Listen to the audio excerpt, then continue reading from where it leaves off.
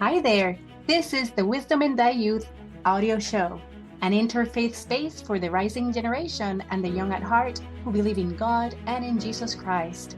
I am Lori Beard, your host. As a mother of 8 children, life coach, and youth enthusiast, I trust the rising generation's potential for greatness. I am so excited to have a young man. His name is Cesar or Cesar, if you speak Spanish. And he is 17 years old, just a young man, ordinary young man with an extraordinary faith. And he plays soccer in a city league, and he is here with us today. Hello, Cesar. How are you, Cesar? Hi, good and you? I'm great. I'm great, Cesar, especially when I know you since you were like, what, 3 years old? Yeah, probably. And then I've seen you grown, and all of a sudden I was able to chaperone this youth trip. We kind of got disconnected a little bit, me with your mom, with life, whatever, distance or different life pathways. And then I just see you in this trip for the youth as a very amazing young man, well behaved, and it was something very impactful. So congratulations for making that impression after Thank you. years of not seeing you. I know you are a young man of faith. Why is this important to you? Why is being a believer, having faith in this world important to you nowadays? I feel like it gives me a good moral compass, like something to follow. And I think that, having a faith and having something to believe in, like, because a lot of people don't believe in things and they get lost and they don't know what to do. And I feel that being a person of faith and believing that there is a God and there's somebody that'll guide us and treat us well, I feel like that really motivates me to do good because most of the time there's not really a good motivation to do the right thing because that little feeling of getting the right thing isn't always, or doing the right thing isn't always the best, or compared to doing the any other thing, the bad thing or the thing that won't leave you as good feeling. And so I feel that having like a finish line basically, I feel like that really motivates people and motivates me especially to do the right thing and just stay on the right path. Does it involve like personal inspiration and meditation, or personal revelation, or your own intuition? How then do you come up with that conclusion? A little bit of both, like revelation and personal intuition and things like that. Because I mean, you can trust revelation, but to an extent, sometimes you don't feel it as much, and so you just try to do it based on your own things. And so I feel like that's where it really helps for you, like not only build on revelation, but build on yourself too. Like your own efforts, right? Your own intuition, and it's a combination of it all, right? Mhm. So in this podcast, I want to emphasize the importance of reading sacred scriptures. It's interesting when parents say, "Oh, there's not a manual for parents and how to raise children," and I'm like, "There's so many psychology books, etc." Okay, but if you don't think there's a manual for being a parent, okay, that's up to you. And there's not a manual to live life or navigate life, but I call that the Bible and other sacred scriptures I believe in. Have sacred scriptures played an important role? To be honest, I don't really think so. Okay. Like, I've never really been the best with reading my scriptures, but I'll read it every now and then. Like I remember when I was a little kid, my dad, he was like, "I'll give you $5 for each book." Right. Yeah. So I read like the whole book in like a week or so. And so, but I never really intook the information. And so every time I read, I feel like I take a little bit more information every time, but not as much to really impact the way that I live life and things like that. And so I feel like sacred scriptures have helped to an extent, or like a little bit, but I feel that it's more teachings from others, not really like of the book from others. So yeah. I appreciate that honest answer. So here's the thing. I am such a visual person, Mm. and I know in church we have this program called Come Follow Me. And Mm. like you, Cesar, like I don't like to, okay, I read it, but I don't get as much as when other people come up with enticing videos explaining deeper, and me hearing it from somebody else helps me understand it better. So is that what you mean too? Yeah. Okay. So is is it like them explaining experiences of their personal lives or them explaining scriptures or both? More of them explaining scriptures, because I remember when we went to Naboo, and then they showed us the Liberty Jail and things like that. And like just a visual of like this is where it says like or where the things happen. And I was just like, oh wow, you know, I really felt it. Rather than sitting and reading the history or reading about it, but then that visual, that experience, somebody else explaining to you. And for the listeners or people that are watching, Nauvoo is a city in Illinois. And that's the trip we went together. Like I was a chaperone in this youth trip where members of the Church of Jesus Christ of Latter-day Saints from a region in Carrollton, Texas. Wow, how many? Like 140 youth and 4 shuttle buses went through all these church historical sites where basically in where was it? Missouri, right, Cesar? Missouri, yeah. Illinois. The LDS people, nicknamed Mormons, were executed, were like exterminated basically, or said, we don't want you here, leave, leave, leave. And every time they needed to have an exodus, massive exodus, because their life was in jeopardy. So that is what you mean then, right? When we went to the jail where Joseph Smith, the prophet at the time, and founder of the church under God's direction, was martyred, right? So is that the one that you were talking about? Like, I agree with you, Cesar. I agree that when we have that guidance from somebody that knows a little bit more or has better insight of those things, it's more impactful. Have you gone through an experience where you made a difficult moral decision? How did you navigate it, and what values or principles guided your choice? So there was this one time where I went out with a friend, with some friends. We went to go eat, and then we went to go, I forgot, but it was like kind of like bowling, but it wasn't really. And so we went to go do that.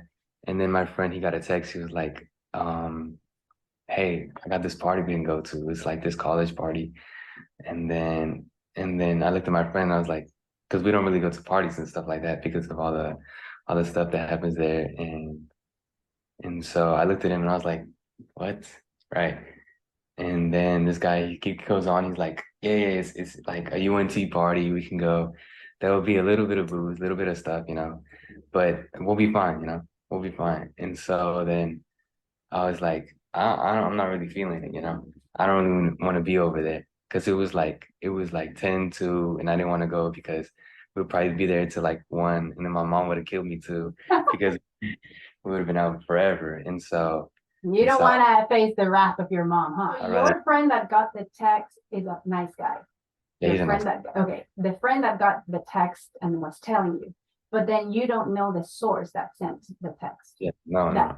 And that's what I was meaning. Like, okay, so you didn't know the source, and then you kind of felt, Yeah. because it was a random invitation, or because you had this gut feeling or something telling you, no, don't. Yeah, pretty much like a good feeling because like as soon as I heard it, I looked at my friend because he's the same way as me, and yeah, we're just like, nah, So nah, did we're you not find the going. invitation, or you just didn't show up? You didn't need to say anything, or you just didn't show up? I was like, nah, I'm good. So then you went back home to safety. Yeah. Or yeah. Hmm. What would have happened if you would have gone? Who knows? Like who knows, right? Yeah. I really like that, but then you didn't want to find out, right? You didn't. You didn't want to find out what would happen if you were to go. Didn't really interest me. Like what would happen. You said something that you knew. Was it for a fact, or you were kind of afraid of there being alcohol and then drugs, or do you know for a fact that that was going to be a thing? Yeah, no. I knew, because he's been to a lot, and so he tells me a lot about like the parties he goes to, and like every single one is just they come home drunk or like they start smelling like weed or something like that. I wanted to honor your mom, which that's amazing because that's a commandment. So good for you, Cesar, because you're a good kid. Your mom must be so pleased with you, so proud of you. And then, and then another way to find wisdom is through other people's life's experiences. Because sometimes we need to go through our own experiences, but if we can avoid going to, like, if drugs are bad, why am I going to use drugs if I already know it destroys people's lives, right? So Mm. that's what you did right there. You were super wise. His friend had gone through his own experiences, and you're like, I don't need to go through my experience to know that this is not a good environment. And have you made your choices, Cesar, to not play around with like alcohol or drugs? Has that been one of your standards? Yeah. And Mm. how, Uh, why you made that choice? Why did you make that choice? just because I don't know, just like just knowing the effects of the substances and how they like affect people, I don't think it's for me. You don't think it's for you? No, like why destroy your body and your mind, right? And I know you're a young man that likes Yeah. strategy and your own schedule.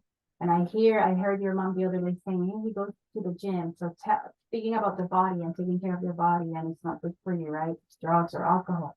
Why is that important to you? Do you go to the gym every day, or is that part? Tell us a little bit about your structure, your strategy, your schedule. Okay. So my schedule right now is like it's pretty set. It's like wake up, go to work, then come home, eat, and then go to the gym. And then just like after gym, come home and watch TV or something. And Relax so and chill, right? Because it's almost time to go to bed at that time, right? exactly. So at the time of this recording, it's summertime. And I Mm. love how you're making the most of your summer with all these productive activities. I didn't have a job starting the summer. And so most of the days I would just be laying in bed and like eating or something like that. And I just didn't feel like I was accomplishing anything. I was just like, dang, I'm really lazy for a. And so I would just stay on bed and I just felt like I wasn't doing anything. And so that I needed to do something to fulfill my time and put some effort into something. And so at first it was trying to learn new skills. So I was outside, playing with the soccer ball, trying to like freestyle with the ball and trying to learn a new skill every day. And then after that, I just started playing basketball and just like feeling myself with sports, but I was like, I'm not really using it anywhere. And so I found myself a job and I started using my time. And some days I don't feel like going to work because it's like it's a job. And then but when I'm at work, I'm like I'm doing something and I'm earning money at the same time. So it's two in one. And then during I'm working, I'm also thinking about the things I'm gonna do after. So what I'm gonna eat, what am I gonna do to fulfill my macros, because I'm going to the gym and to build muscle, you need to eat good and eat enough, protein and have enough calories in your body. And so then I'm thinking about that. I'm always thinking about something, how to improve myself, because I don't want to go back to sitting in bed all day and not doing anything, because I just don't like feeling lazy, being told that I'm lazy too. And so Being told. I wonder who told you. Who was telling you? that's not important. I can imagine. Yeah. Oh, that's funny. So listen, you're like putting in an effort and putting money in your pocket, right? Constructively in good environment. So do you like your job? Do you like what you found? And Um, you're okay with it? yeah, I'm okay with it. It's a pretty straightforward job. Very It good. isn't too hard. Awesome. And if you're surrounded by good people, uplifting people in a good environment, and if you know this is temporary until you get busy again in school, what a Mm. wonderful thing. It's a win-win all over, Cesar. And that's what's so amazing. And that's what I like about you. Um, Young man with a schedule, this F words, schedule, strategy, and structure Or be- about your day. There's a time to reset. There's a time to relax. There's a time to be idle, a little bit for those purposes, to Mm. reset, to relax. But also they say there's a saying that goes, an idle mind is the devil's workshop, right? It's like if you stay there for a long time, nothing good happens. So you might as well. Wow, that's amazing that you said also you found a job on your own. Yeah. Yay. Good contacts, or started filling applications or phone calls or what? No, it was definitely good contacts because it was a friend. And so yeah, he really hooked me up with the job really quick. What do you want them to take away from you? What's your message, Cesar, about wisdom in the youth, about being a person, a young man, young woman of faith? My message overall was that you have to want it. I see all around like the internet and stuff like that is like, if you really want it, like you'll go after it, right? And so if you really want it, like self-improvement, if you really want to better yourself in any shape, form or anything, you have to want it. And so that means that you have to put in the work. You have to think of how to improve yourself and how you can do better every day. And some days you just won't feel like, some days are rest days. My Saturdays and Sundays, they're rest days. I don't do much on those days because I'm gassed. And so there's always time for self-improvement and there's always time for rest. But I feel like if you really want it, well, you gotta do what you gotta do. Yeah. You gotta do what you gotta do. I love that. Make an effort. Get up your bed. Get up your rear and do something. This is awesome. Cesar, thank you so much for being here with me today, imparting your light. I can feel it. I can see your light and your radiance. And I know your message, especially those closing remarks, will inspire, will let someone know that making an effort and gotta do what you gotta do is important. Thank you so much for being here, Cesar. Thank you for having me. You're welcome. Thank you for listening to this transformative episode of the Wisdom in Thy Youth show. May the wisdom shared today resonate deeply within you. We invite you to stay connected with us by subscribing to the show, ensuring that you never miss a moment of inspiration and growth. Share this podcast with your loved ones, extending the ripple of wisdom to empower the youth in their pursuit of their true destinies. Together, let us continue to fuel this movement. Remember, the power of wisdom lies within you. Embrace it, live it, thrive with it. And until we meet again, stay inspired, stay curious, and may the wisdom of the ages and the Holy Scriptures guide your path.